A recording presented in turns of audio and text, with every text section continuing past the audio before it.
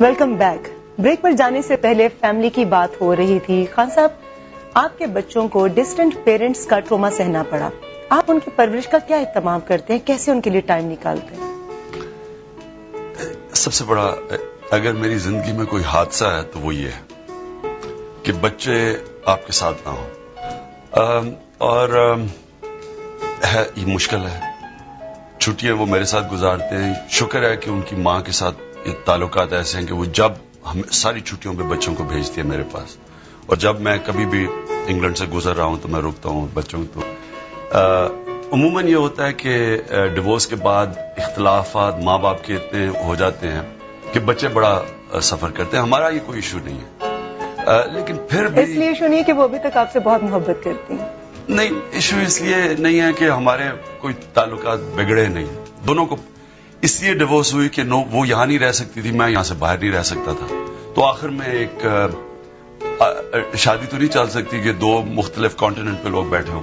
लेकिन मगर खान साहब, सॉरी मैं आपकी बात काट रही हूँ, मैं उनको इस हवाले से बहुत क्रेडिट दूंगी कि एक दूसरे मजहब से ताल्लुक रखने वाली थी, वो दूसरे मुल्क में उनकी अपब्रिंगिंग हुई थी और वो यहाँ पर 9 साल जिस तरह से रही हैं, मेरे ख्याल में ऐसी मिसाल हमारे यहाँ नहीं मिलती इससे पहले। जितनी खूबसूरती से और जितना कॉम्प्रोमाइज कर कर, अपनी जात की नफी कर कर उन्होंने जिस तरह एडजस्ट किया, और मेरे ख्याल में खवातीन के कई इशूज में वो आगे बढ़ चढ़ कर उन्होंने पार्टिसिपेट किया और बहुत हिस्सा लिया, शाना बशाना आपके साथ चली। तो वैसे मुझे लगता है कि ज्यादती कुछ आपकी तरफ से हुई। देखिए, असल में मुश्किल था उसके लिए रहना यहाँ। उसने कोशिश बड़ी की और जितनी भी अपने से, अपनी हैसियत से बढ़ के कोशिश। हाँ, तो आप टाइम नहीं देते थे उनको।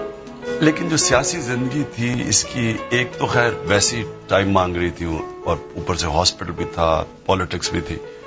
लेकिन दूसरा जो इशू था कि ये जो सियासी तौर पे उस पर हमले किए गए ना, वो बड़ा जुल्म किया उस बेचारी से। ये यहूदी लॉबी है, वो बेचारी मुसलमान होकर पाकिस्तान आई, ये जो यहूदी लॉबी की साजिश हो गई। उसको इन्होंने इतना सारी इलेक्शन पे, बजाय मेरे पे अटैक करें, सारी इलेक्शन जो 97 की थी वो यहूदी लॉबी पे गुजार दी कि जी उस शादी किया तो यहूदी लॉबी। ये हमारे मुल्क की एक बहुत बड़ी बदकिस्मती है। फिर उसके ऊपर एक केस डाल दिया, टाइल्स का झूठा केस, कि जी वो टाइल्स स्मगलिंग करने पे जा रही है बाहर, उसको वो, और उसकी सजा सीधी जेल थी।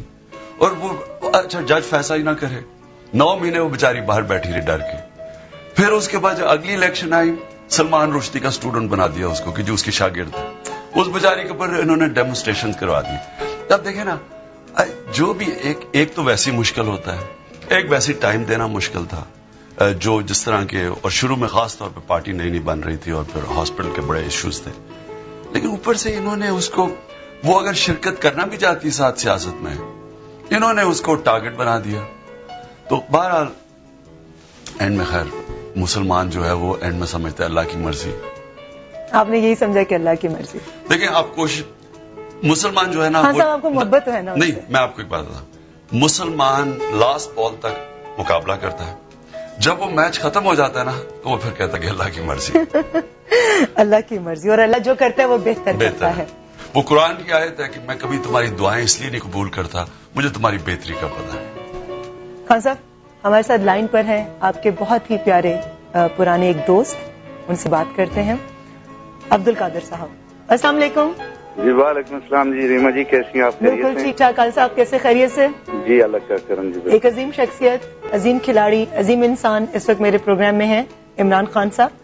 जी जी बिल्कुल जी। इसमें मेरा ख्याल है कि शायद लफ्जों की कमी हो सकती है, उनका कद बड़ा अल्लाह ताला ने बनाया है, इसमें कोई शक नहीं। कादिर साहब, कैसा एक्सपीरियंस रहा आपका खान साहब के साथ माजी में? पहले तो जी कप्तान साहब को मेरा बड़ा सलाम बोलिएगा। जी आप कह सकते हैं, आप बात कर सकते हैं। अच्छा, बस मैं, और फिर चंद अल्फाज में तो मेरा ख्याल है कि इतना बड़ा कद जो है वो उनके लिए अल्फाज जो है वो कम पड़ जाते हैं।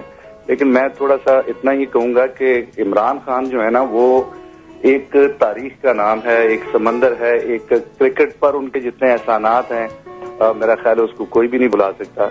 और मैं एक स्पिनर होकर भी, मतलब आप देखें कि वसीम, वकार, शुएब, ये लोग जो हैं, इनके पीछे एक बहुत बड़ी कहानी है।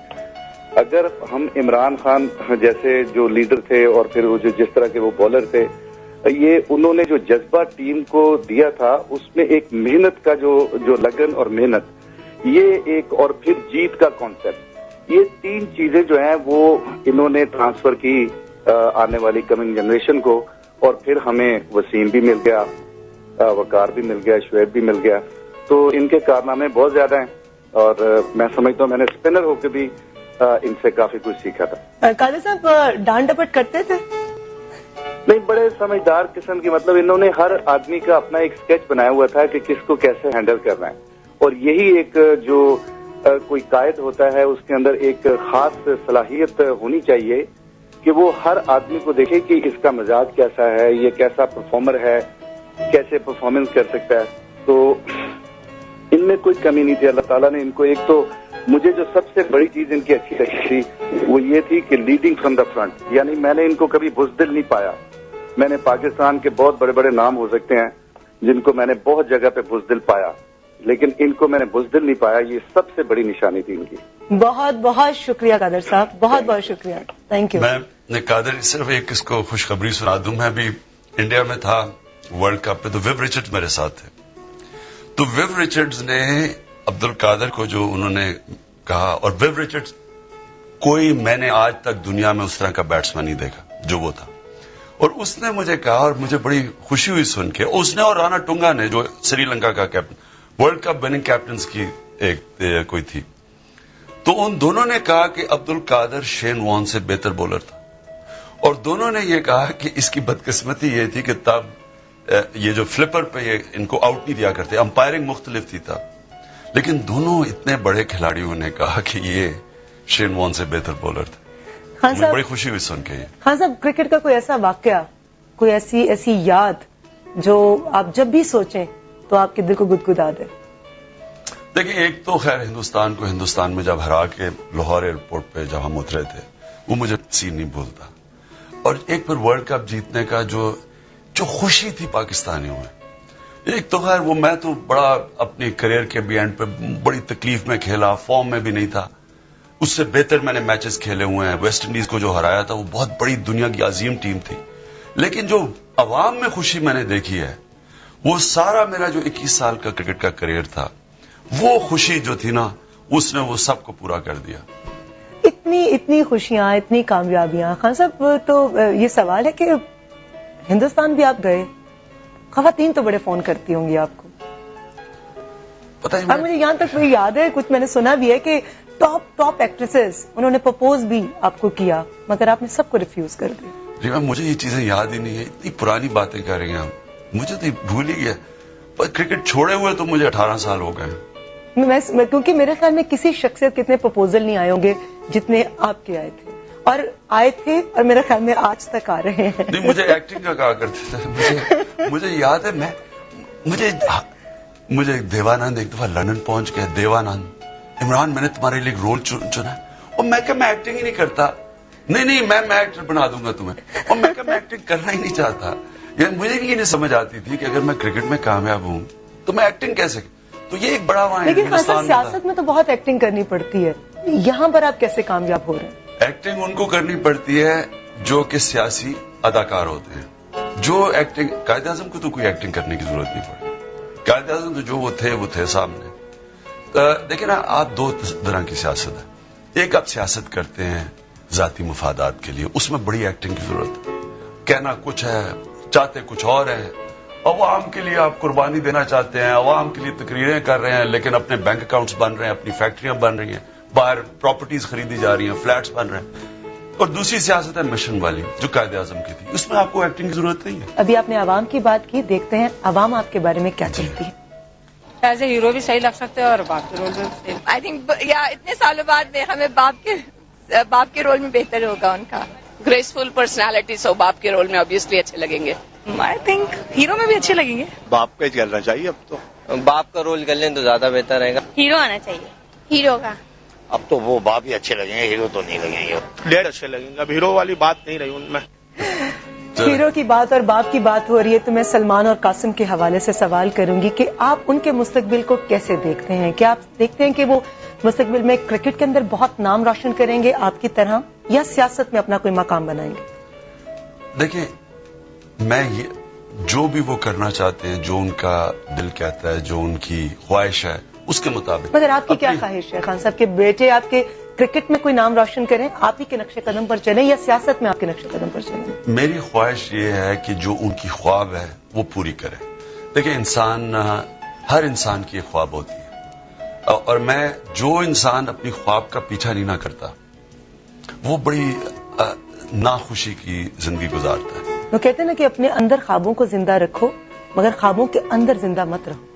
ہاں, یعنی کہ اپنی خواب کی تعمیل کریں, اس کے لیے پھر بڑی آپ کو مشکلوں کا سامنا کرنا پڑتا ہے, آپ کو محنت کرنی پڑتی ہے, لیکن وہ چیز جو میں چاہتا ہوں وہ کریں جو ان کے اندر دل سے ان کا جو پیشن ہے, جو ان کی خواب ہے, وہ اس پہ چلے. 14 جولائی 2010 میں آئی سی سی کرکٹ ہال آف فیم میں آپ کا نام شامل کیا گیا. یہ اعزاز کیسا لگا آپ کو؟ ٹھیک تھا, لیکن میرا کرکٹ ماضی کا حصہ بن چکا ہے. یعنی کرکٹ ایک وقت تھا, محنت کی, خوشیاں, اچھے برے وقت دیکھے, لیکن جب کرکٹ ختم ہو گئی تو میری زندگی اس کے بعد کرکٹ سے آگے نکل گئی. تو میں ماضی کے اندر کبھی نہیں رہتا. تو کرکٹ ماضی کا ایک حصہ ہے. ہمیشہ مستقبل کی, ہمیشہ آگے جو جدھر جا رہا ہوں اس کے اوپر فوکس کرتا ہوں. عمران خان صاحب سے اور بہت ساری باتیں لیتے ہیں اس وقت ایک چھوٹا سا بریک. فضل الرحمان کی سیاست میں اگر 100 دفعہ بھی مر کے پیدا ہو جاؤں میں نہیں سمجھ سکتا. مطلب آپ عوام کے ساتھ ساتھ قوم کی خاص خواتین کو بھی ہوپ دے رہے ہیں. میں بڑا ایک پینڈو قسم کا آدمی ہوں, دیہاتی قسم کا آدمی ہوں.